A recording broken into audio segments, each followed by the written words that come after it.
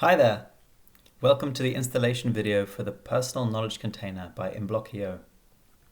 The first things you're going to need is to have Git and Docker installed on your machine already. And you'll need to have MetaMask installed with a wallet address that you can use. And I'll be using this one. So the first thing I want to do is to clone this repository. So I can copy this command and run it in an empty directory. Once that's done, I'll cd into the directory.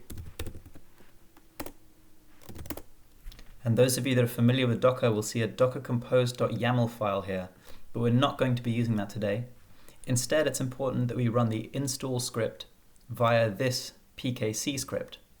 And in fact, this is the script you'll use to manage all aspects of your knowledge container from now on. So to set this up, let's grab the wallet address I'm going to use. And then I'll run the command /pkc setup, and with the -w flag, I'll pass in my wallet address. The Personal Knowledge Container is a wallet-controlled data vault, which functions as a private notary service using secure Ethereum wallets to control access to your data.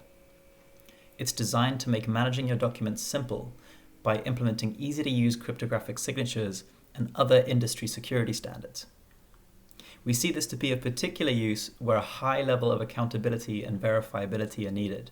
For example, in scientific publishing, in education and certification, in revision-controlled journalism, and in signing legal documents.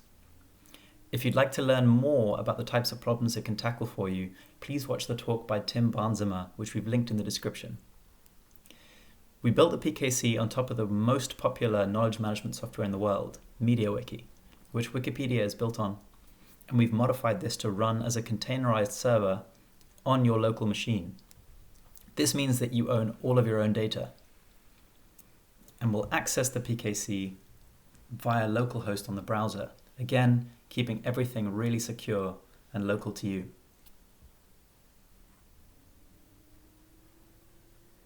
Great, we're good to go.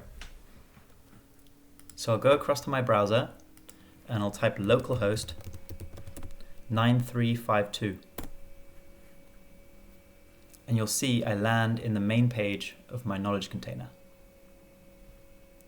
All right, make sure you watch the next video on how to install the Verify page extension.